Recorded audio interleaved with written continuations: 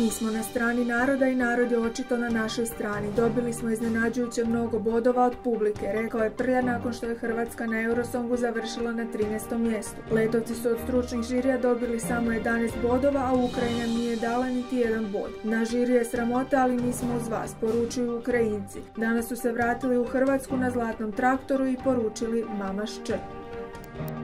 Oko 200.000 ljudi još ima isteklu osobnu iskaznicu, a u lipnju će se to početi strogo kažnjavati. Sustav e-redomat na internetu daće vam prvi slobodan termin za podnošenje zahtjeva za dokumente, no pripremite se na čekanje. U Zagrebu je zahtjev moguće podnijeti na 4 lokacije, no od broja do šaltera čeka se i do 10 dana.